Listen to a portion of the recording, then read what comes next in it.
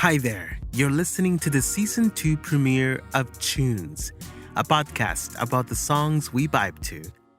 My name is Diego Martinez, and I welcome you back to the one show that explores the history and legacy of music's most underrated anthems with the help of the people who made them possible: songwriters, producers, arrangers, engineers, and the performers themselves.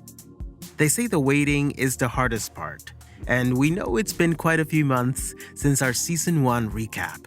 So, to show our appreciation for you, our listeners, and to make up for the long wait, we're presenting a special two-part episode featuring commentary from British singer Princess and engineer Phil Harding, who will shine light on the making of the iconic 1985 single, Say I'm Your Number One.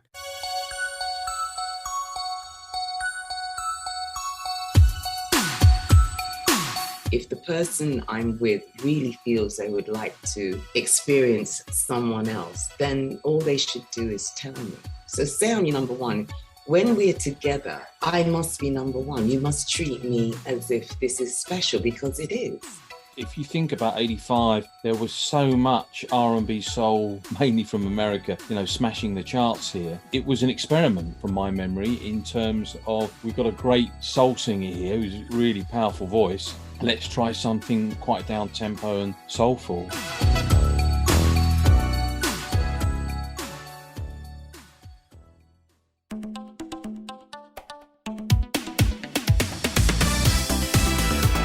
Once upon a time, before the Mats Martins of today, there were three men who single-handedly ruled the pop scene with what was dubbed as the sound of a bright young England.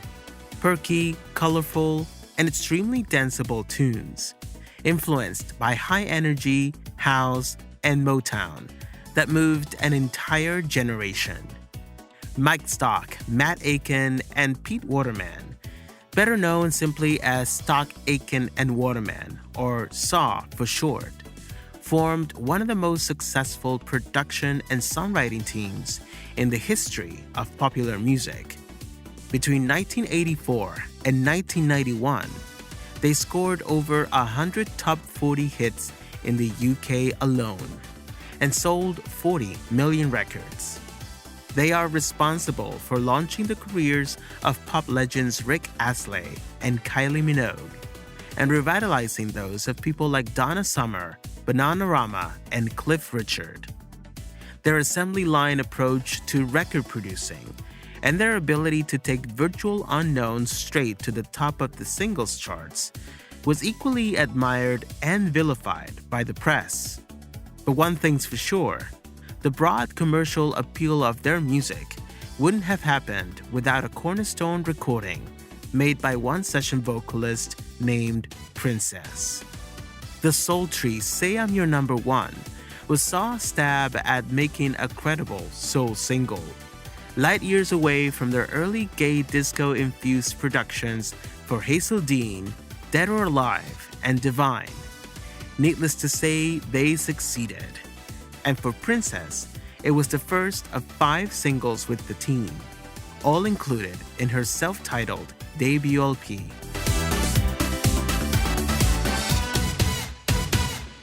More than 35 years after its original release, the Princess album is being performed for the first time in its entirety through an intimate concert, streamed all over the world, a project devised by her brother and manager, Donovan Heslop.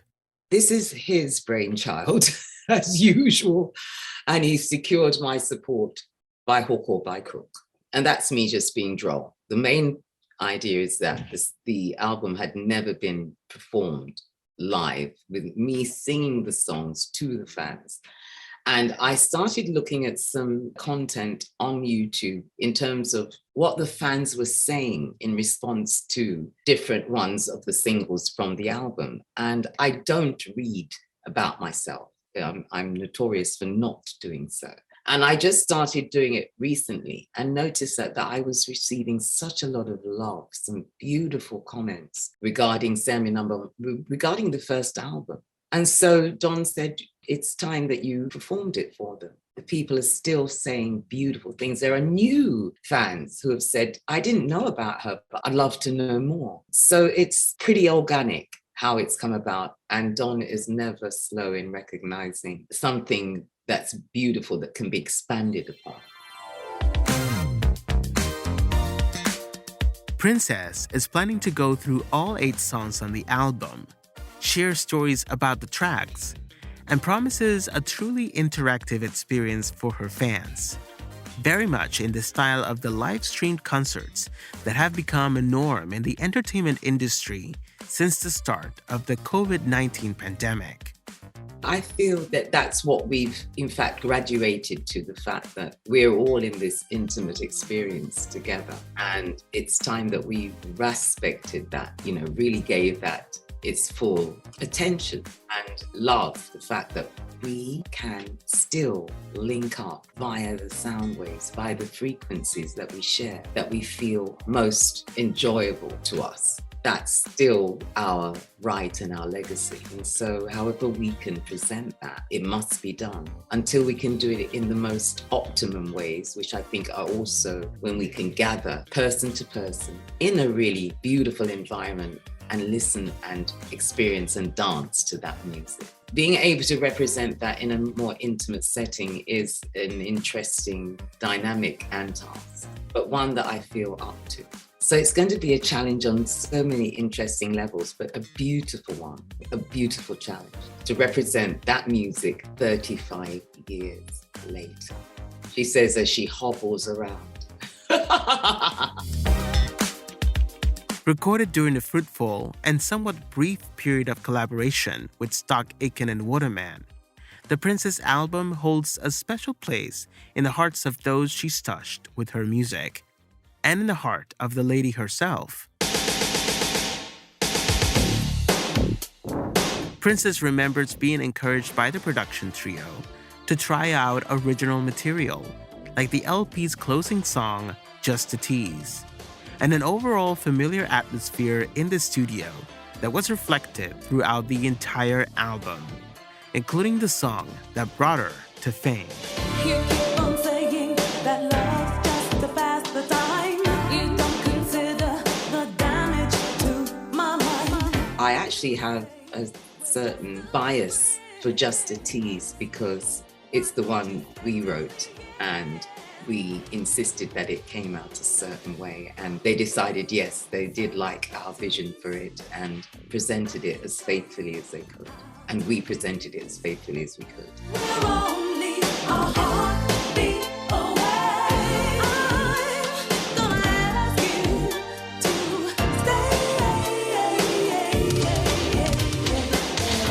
stay. So it was the first song we ever wrote together, Just a Tease. So I have a certain bias towards it, although I love every song because we co-wrote that album.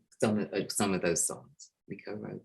This album was extremely organic. It grew from a relationship and a relativity and a trust and a musical respect that we were all indulging in. Don in fact, they would test the danceability sometimes of the rhythm track based on whether Don started moving or not. Sometimes that would happen. It was a very, very almost familial atmosphere. I think that's also what's captured in Say I'm Your Number One. When we did the BVs, it was a talk about say it, say it, say it, Say I'm your number one. 'Cause you know I'd be good to you. Say I'm your number one. There were different aspects that were just organically being experienced at the time, and then they'd say, yeah, that's great, let's do that.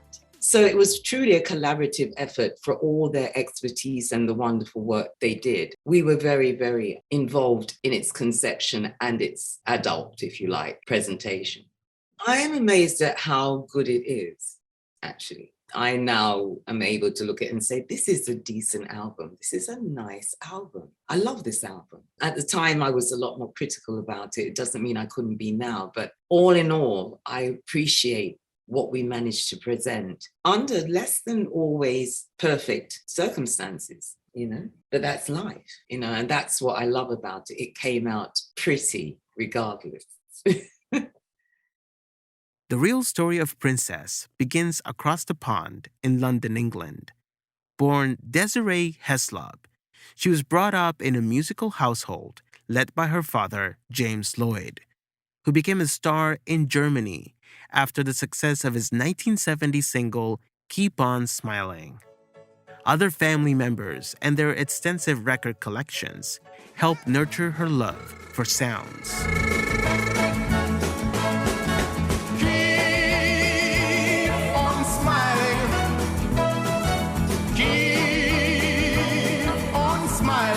I had the privilege of a sort of proxy uncle who had the most incredible musical collection. So that was when I was coming up to around sort of 7, 8, 9, 10, 11. That was definitely a main influence because I would listen to things like Pharaoh Saunders. I was listening to some very out there music for an 8, 9, 10-year-old at the time. So there's that influence. There's also the fact that my father is an artist in his own right. He's a singer-songwriter, he's a musician. He produces music. He was one of the #1 artists in Germany at a certain point. That's an organic bloodline vibe in terms of music and the arts. That's my father right there. And my mother also had a really pretty voice, used to consider that if she did sing, she'd be a nightclub singer. So she could, very pretty lady, so she would have suited that perspective very well and had a pretty voice as well.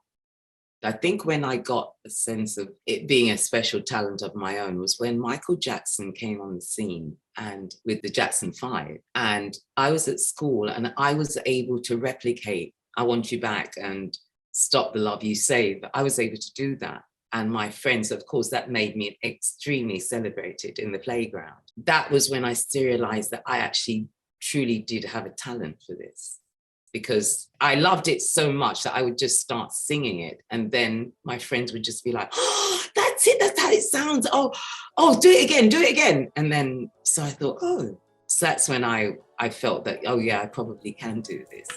The moment I wake up, before I put on my makeup, I say a little prayer for you.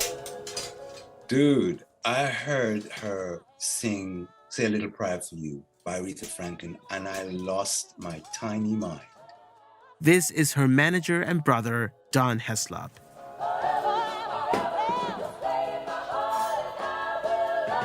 I thought it was Aretha in the kitchen. And I just was like, you've got to sing. And she was very resistant. She wasn't that keen on how intense I was about it, but I maintained the intensity, so much so that, of course, it became something that she looked as something she would do outside of going to college for law, because that's what she was doing at the time, at a certain point when she came up in life. So I just kind of interjected and said, look, this is a talent given to you by the Almighty, and talents are never wasted because they're taken away and must be improved upon and expanded, because that's what the Creator requires of you. So that's my story of hearing it. I became a dedicated fan and someone who was willing to do whatever was necessary to ensure that she had an opportunity to sing, because in the UK, it wasn't that easy to get that opportunity.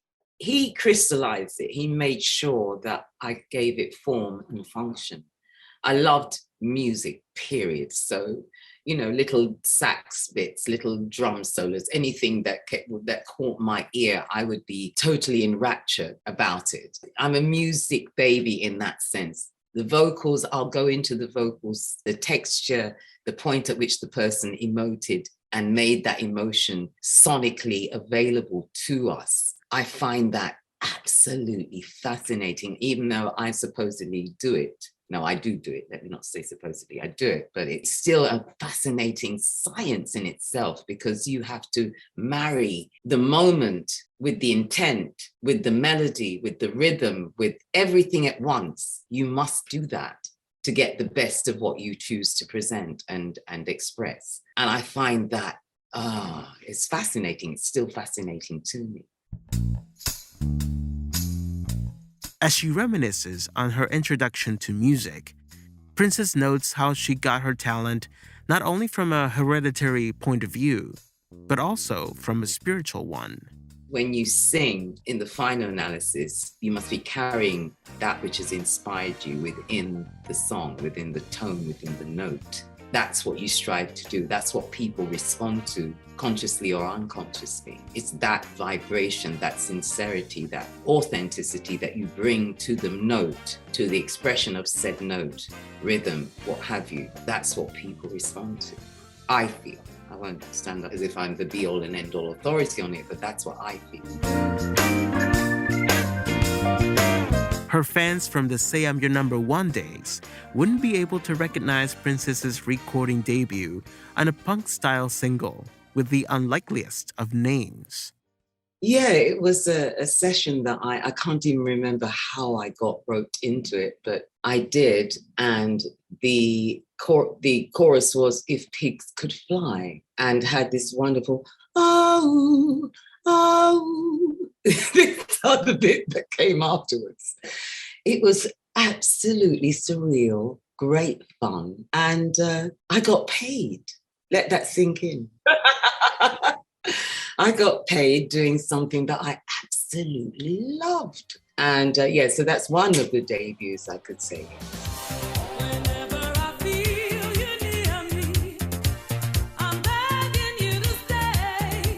She also sang lead on a cover of a 1984 high-energy track by Lorraine McCain, credited to the 501s featuring Desiree, called Let the Night Take the Blame.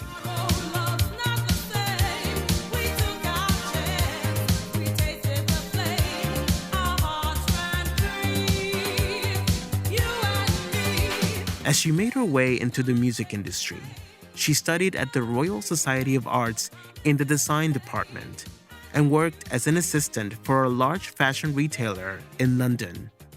All the while, she was in the recording studio as a session vocalist for a string of different artists, an experience that made her realize the power that lies within her voice.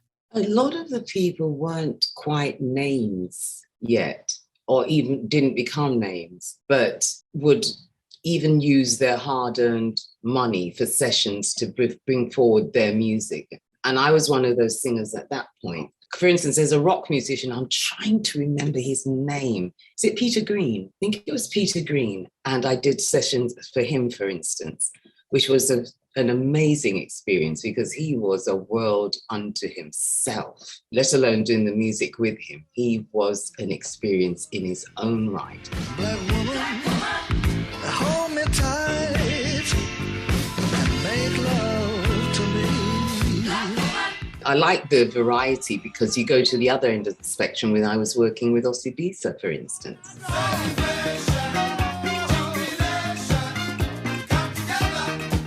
So you go from a rock musician to an African band, African iconic band. In between, I did some certain reggae sessions I can remember, I think with Winston Reedy. I also worked with Precious Wilson, for instance, did work with her. Was at the beginning of the Mai Tai situation. All of that, it was just all in this wonderful melange of finding your way through this maze that is music, or the music business, I should say. I did it in that wonderful zone of just enjoying the experience of being paid, doing what I loved. I think it's made me appreciate even more the blessing of being able to present music from myself, even without a so-called instrument outside of myself. They gave me the one where you are the instrument and the instrument is you. And that's an amazing experience to be blessed with. I think it's a heady experience because you recognize that the sound comes through you, and however you're feeling and who you are at that time cannot be hidden, not if you're being authentic. So it's made me appreciate the opportunity to know who I am at this point too, and have people share who loves me at the point that I was just starting, share who's turning up now. It's kind of risky, actually. I think I'm very brave. She admits she wasn't able to do as much session work as she would have wanted, And that is because, before she knew it, her role as a session singer led Princess directly to the doorsteps of the so-called hit factory.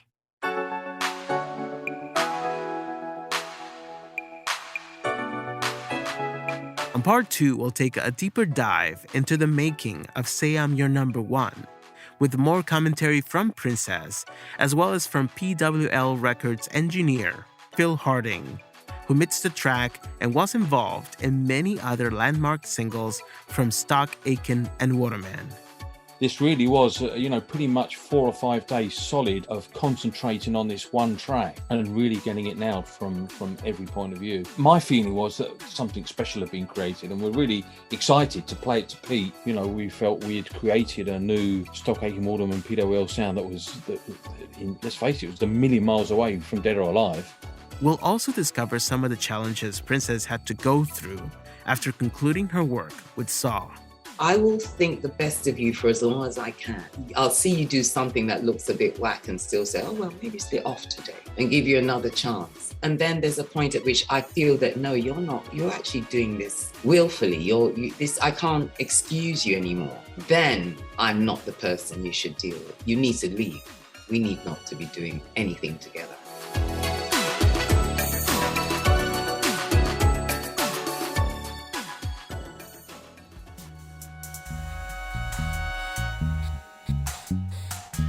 That wraps up the first part of our Season 2 premiere. Many thanks to Princess and Donovan Heslop for their contributions to this episode. And thank you for tuning in. This episode was produced and hosted by yours truly, Diego Martinez. Our executive producer is Nicholas Nick Fresh Puzo, and our audio engineer is Adam Fogel. Follow CHOONS all over social media, Facebook, Instagram, and Twitter at CHOONSPod. That is CHOONSPOD. And become a part of our community on Patreon, where you can find early access to our content, after show discussions, and much more, starting at $5 per month. Go to patreon.com/CHOONSPod. Don't forget to rate us and give us a review on Apple Podcasts, and subscribe wherever you get your podcasts.